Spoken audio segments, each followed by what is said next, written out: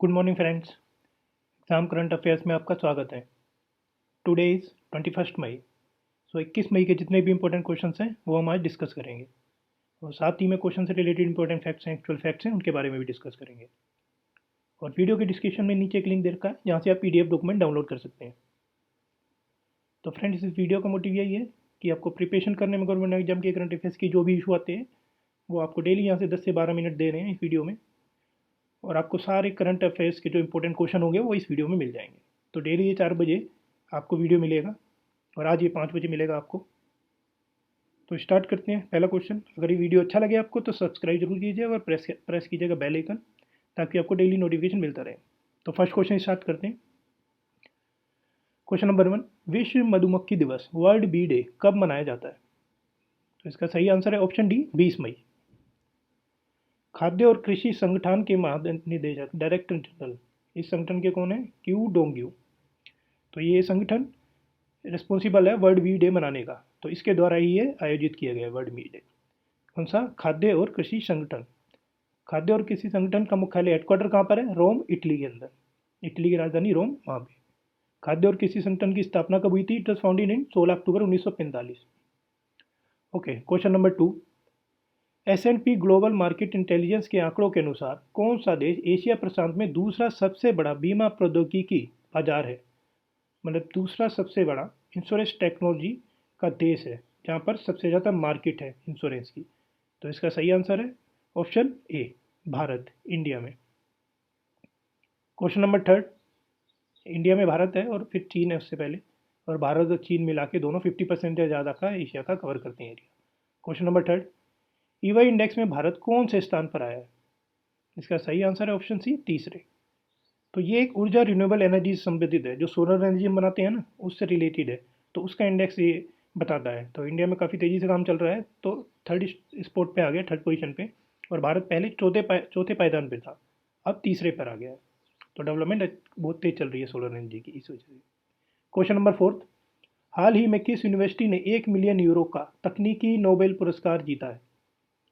इसका सही आंसर है ऑप्शन डी, कैम्ब्रिज यूनिवर्सिटी। तो प्रोफेसर शंकर बालासुब्रमण्यम और डेविड क्लेयरमैन, इन दोनों ने मिलकर ये पुरस्कार जीता है। और ये पुरस्कार कौन देता है? फिनलैंड द्वारा ये पुरस्कार दिया जाता है। और इन्होंने 27 वर्षों में अपने काम के लिए मानव जीनोम को अनुक्रमित करने के लिए तेज और सस्ता तरीका किया है। तेज और सस्ता तरीका तैयार किया है। यह है इन दोनों की फोटो। अच्छा, तो ये मानव जीनोम जिनके ऊपर इन्होंने खोज की है, इसके बारे में बता देता हूँ मैं थोड़ा आपको। तो मानव शरीर के अंदर हजारों लाखों जीवित कोशिकाएं होती हैं हर मानव शरीर में। और हम वैसे ही दिखते या करते हैं जो काफ़ी अंश तक हमारे शरीर में छुपे होने जो हमारे जीव तय करते हैं। तो हमारे जीन हैं वो तय करते हैं, उस हिसाब से ही हम बिहेव करते हैं। तो जीनों के इस विशाल समूह, जो ये हजारों लाखों में जो जीन होते हैं, उनका जो विशाल समूह होता है उसे हम कहते हैं जीनोम। ओके। और यदि एक मानव जाति के समस्त जीनों की संरचना का पता लग जाए कि वो कैसे बने हैं, जीन कैसे वो उनकी ओरिजिनेशन हुई है, तो मनुष्य की जीन कुंडली के आधार पर उसके जीवन की सारी जैविक घटनाएं और दैहिक लक्षणों की भविष्यवाणी करना संभव हो जाएगा। मतलब उसके हेल्थ से रिलेटेड और आगे उसके फ्यूचर से रिलेटेड जो उसकी कुंडली बना सकते हैं, वो जीन के बेस पे बना सकते हैं। बट क्योंकि ये हज़ारों लाखों है और बहुत वेरी करती हैं ये, तो इनका पता लगाना भी इतना आसान नहीं है। हालांकि कुछ का पता लगा रखा है, बट सबका पता लगाना इतना ईजी है नहीं। बाकी इस पर अध्ययन चलता रहता है। तो इन्होंने भी ये 27 साल के अपने एफर्ट्स के बाद, ये शंकर बालासुब्रमण्यम और डेविड क्लेयरमैन ने, तब जाके इन्हें प्राइज़ इसी वजह से मिला है क्योंकि उन्होंने सस्ता तरीका निकाला है इसके लिए। तो ये स्टडी चलती रहती है इसकी, तो बहुत टाइम लगेगा इस पर। क्वेश्चन नंबर 5, हाल ही में किसने भारत में शीर्ष प्रकाशकों के साथ, मतलब टॉप पब्लिशर्स के साथ न्यूज़ शोकेस जारी किया है? तो इसका सही आंसर है ऑप्शन बी, गूगल। और ये शोकेस समाचार क्या है? शोकेस समाचार प्रकाशकों को उनकी सामग्री के लिए ऑनलाइन भुगतान करता है। तो प्रकाशक होते हैं जो न्यूज़ को निकालते हैं, जो प्रकाशित करते हैं न्यूज़ को, तो उनके न्यूज़ को अगर ये दिखाता है गूगल, तो उस बेस पे उनको अमाउंट भी पे करता है। तो गूगल के CEO कौन है? सुंदर पिचाई। गूगल की स्थापना कब हुई थी? 4 सितंबर 1998, कैलिफोर्निया, संयुक्त राज्य अमेरिका के अंदर। गूगल के संस्थापक कौन है? फाउंडर लैरी पेज और सर्गी ब्रिन। क्वेश्चन नंबर 6, भारत में कौन सी कंपनी $3.5 अरब के सौदे में सॉफ्ट बैंक समर्थित एसबी एनर्जी खरीदेगी? तो इसका सही आंसर है option A, Adani green. Adani green ने $3.5 अरब के सौदे को अभी अभी फिलहाल मंजूरी दी है। तो ये उसकी 80% हिस्सेदारी खरीदेगी। और अदानी समूह के संस्थापक कौन है? गौतम अदानी। और अदानी समूह की स्थापना कब हुई थी? 20 जुलाई 1988। ये है अदानी की फ़ोटो। और अदानी समूह का मुख्यालय कहाँ पर है? अहमदाबाद में। ये इनकी फाइल फ़ोटो, अदानी, गुजरात के बिजनेसमैन। क्वेश्चन नंबर 7, विश्व मेट्रोलॉजी दिवस, वर्ल्ड मेट्रोलॉजी डे कब मनाया जाता है? तो इसका सही आंसर है ऑप्शन सी, 20 मई। और 2021 का विषय क्या है इसका, मेट्रोलॉजी डे का? स्वास्थ्य के लिए मापन, मेजरमेंट फॉर हेल्थ। और OIML की फुल फॉर्म क्या है? International organisation of legal metrology. और BIBM की ब्यूरो इंटरनेशनल डेस्पॉइट्स एट मेजर्स। और ये दोनों ही संस्था हैं जिनके द्वारा संयुक्त रूप से जारी किया गया है वर्ल्ड मेट्रोलॉजी डे। तो ये रेस्पॉन्सिबल है इनके लिए कि वर्ल्ड मेट्रोलॉजी बनाया जाता है। इन्होंने इसकी घोषणा की थी। तो international organisation of legal metrology का मुख्यालय, हेडक्वार्टर कहाँ पर है? पेरिस, फ्रांस में। और international organisation of legal metrology की स्थापना कब हुई थी? 1955 में। तो 1955 में इसकी स्थापना हुई थी वर्ल्ड मेट्रोलॉजी डे की। और हेडक्वार्टर इसका है पेरिस, फ्रांस की राजधानी पेरिस। क्वेश्चन नंबर 8, हाल ही में किस राज्य ने विधान परिषद के गठन को दी मंजूरी है? हाँ, ये क्वेश्चन काफ़ी इंपॉर्टेंट है। इसका सही आंसर है ऑप्शन बी, पश्चिम बंगाल। तो काफ़ी इंपॉर्टेंट क्वेश्चन है ये। अभी बताता हूँ उसके लिए भी क्यों इंपॉर्टेंट है, आगे देखते हैं। वर्तमान में केवल आंध्र प्रदेश, कर्नाटक, तेलंगाना, महाराष्ट्र, बिहार और उत्तर प्रदेश में अभी तक विधान परिषद है।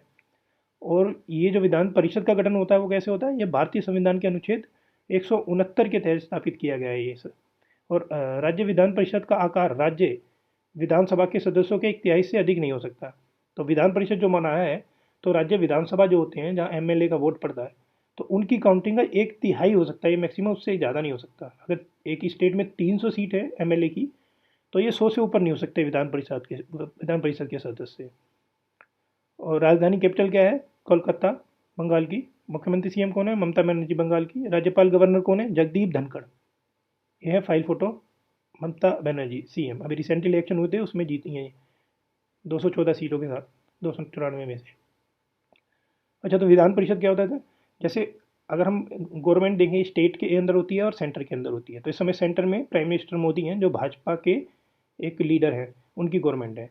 तो राज्यसभा होती है और लोकसभा होती है। लोकसभा में वो मेंबर्स होते हैं जो पब्लिक के द्वारा चुने जाते हैं। और राज्यसभा में जो होते हैं, हर अपनी अपनी जो MP चुने गए होते हैं हर पार्टी के, उनके बेस पे डिसाइड होते हैं कि कितने मेंबर राज्यसभा में जाएंगे।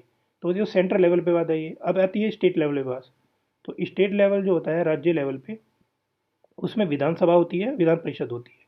विधानसभा हर जगह होती है जिसके MLA के बेस पर चीफ मिनिस्टर डिसाइड होता है। तो वो हर स्टेट में मिलेगी आपको इंडिया के। बट विधान परिषद हर जगह नहीं है, कुछ कुछ स्टेटों ने कर रखी है। जैसे आंध्र प्रदेश, कर्नाटक, तेलंगाना, महाराष्ट्र, बिहार और उत्तर प्रदेश ने कर रखी है। अब इसके अंदर वेस्ट बंगाल भी जुड़ गया है। तो वेस्ट बंगाल ने भी विधान परिषद कर दिया। तो अभी Mamata Banerjee recently CM elect हुई हैं, बट वो हार गई थी। तो CM इलेक्ट हुई हैं तो उन्हें 6 महीने तक का टाइम दे रखा है कि 6 महीने में उन्हें अपना अपनी सीट एक्वायर करनी है। कहीं से री इलेक्शन करना है उन्हें तो वो एक्वायर कर सकती हैं। तो एक तो ये प्रोविज़न है। और दूसरा एक हो सकता था, अगर विधान परिषद होती बंगाल में, तो विधान परिषद के थ्रू वो अपने वोट में वो एक MLA बन सकती थी बिना इलेक्शन लड़े। हार गई हैं फिर भी। जैसे अभी उनकी 214 सीट है, तो 1/3 सीट उनके पास विधान परिषद में रिजर्व हो जाएगी अब। तो उसके थ्रू वो अपनी सीट वहाँ से एलोकेट कर सकती हैं और इलेक्शन लड़ने की ज़रूरत नहीं है। बिना इलेक्शन लड़े वो डायरेक्टली MLA बन जाएंगी और CM रहेंगी कंटिन्यूसली अगले 5 साल के लिए। तो ये कंसेप्ट होता है इसका। क्वेश्चन नंबर 9, हाल ही में CCI ने GPL फाइनेंस के किस बैंक की MF सहायक कंपनी की बिक्री को मंजूरी दी है? इसका सही आंसर है ऑप्शन ए, यस बैंक। तो यस बैंक अभी पता है आपको, लास्ट ईयर दिवालिया ही हो रहा था, उसको काफ़ी फाइनेंशियल केसेस हो रहे थे। तो इसलिए फाइनेंस कंपनी को भी फिलहाल CCI ने GPL फाइनेंस को देने के लिए कहा है। तो यस बैंक का मुख्यालय, हेडक्वार्टर कहाँ पर है? मुंबई, महाराष्ट्र में अंदर। और यस बैंक के MD और CEO का नाम क्या है? प्रशांत कुमार। क्वेश्चन नंबर 10, हाल ही में national gallery of modern art ने कौन सी ऐप लॉन्च की है?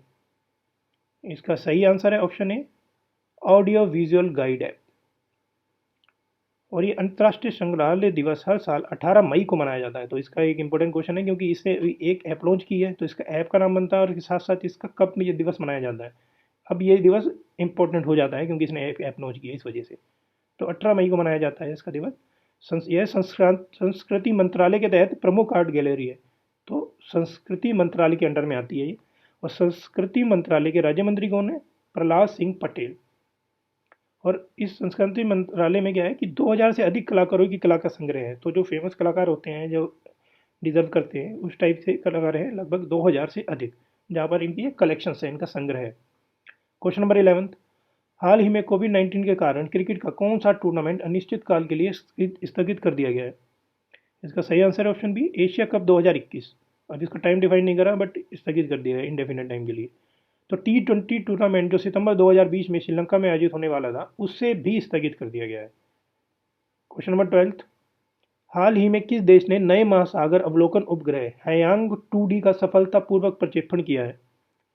तो इसका सही आंसर है ऑप्शन सी, चीन, चाइना। चीन राष्ट्रीय अंतरिक्ष प्रशासन, उसकी स्थापना कब हुई थी? 22 अप्रैल 1993 में। चीन राष्ट्रीय अंतरिक्ष प्रशासन का प्रशासक है, एडमिनिस्ट्रेटर कौन है? झांग केजियन। और चीन राष्ट्रीय अंतर्राष्ट्रीय प्रशासन का मुख्यालय हेडक्वार्टर कहाँ पर है? यह है हेडियन जिला, बीजिंग, चीन। क्वेश्चन नंबर 13, किस राज्य में विधायकों को अस्पतालों में सुविधाओं के लिए अपने स्थानीय क्षेत्र विकास कोष से न्यूनतम 50 लाख रुपए देना अनिवार्य रूप से आवंटित करने होंगे? तो इसका सही आंसर है ऑप्शन सी, गुजरात। अच्छा, तो जो विधायक होते हैं, जो MLA होते हैं, उनको गवर्नमेंट एनुअली, जो हर साल होता है, एक फिक्स्ड अमाउंट देती है कि जैसे हर स्टेट की अलग अलग होती है, जैसे 1 करोड़ रुपए एक MLA को दे दिए कि अपने एरिया के कामों पे लगाना है आपको, जहाँ आपको सही लगे, सफिशिएंट लगे। जनरली गवर्नमेंट तो ऊपर से प्रोजेक्ट देती है, वो तो पैसे देती है, ये एक अलग दिया जाता है कि आप अपने लेवल पे लगाओगे। तो उस खाते में से, उस अमाउंट में से 50 लाख रुपए मैंडेटरी कर दिए हैं, अनिवार्य कर दिए हैं कि हेल्थ के लिए जो अस्पताल है उनके लिए लगाने होंगे। क्यों? कोविड-19 की वजह से, ड्यू टू कोविड-19। क्वेश्चन नंबर 14, हाल ही में किस संगठन ने भीमुनिपट्टनम में कोविड केयर सेंटर की स्थापना की? तो इसका सही आंसर है ऑप्शन डी, भारतीय नौसेना ने, इंडियन नेवी ने। तो IANS कलिंग, जो कि भीमुनिपट्टनम में 60 बिस्तरों वाला कोविड केयर सेंटर स्थापित किया है, किसने? INS कलिंग। तो ये INS कलिंग क्या होता है? ये जहाज है, INS के कई वेरिएंट हैं अलग अलग, तो ये जहाज़ है। तो INS कलिंग, तो जनरली क्या होता है कि अगर कोई जहाज़ काम नहीं कर रहा है और अभी वो है, तो उनके पास है, बट वो रिटायर हो गया है, तो उसको भी यूज़ कर लेते हैं इस टाइप की सिचुएशन में, क्योंकि इसके अंदर इंफ्रास्ट्रक्चर अंदर सेटअप करना ईजी होता है, बना हुआ है, बट वो उसकी अब मॉडर्न ज़माने के हिसाब से उसकी कैपेबिलिटी नहीं रही, बहुत पुराना हो गया। तो अभी इन्होंने INS कलिंग के अंदर बनाया है 60 बिस्तरों वाला बेड, क्योंकि इस समय रेलवे में हर जगह ये चीज़ काम चल रहा है, जहाँ जगह मिल रही है बंदे बना रहे हैं। क्वेश्चन नंबर 15, किस कंपनी ने अपने मृत कर्मचारियों के लिए, उनके परिवारों के लिए टुगेदर एज वन सहायता कार्यक्रम शुरू किया है?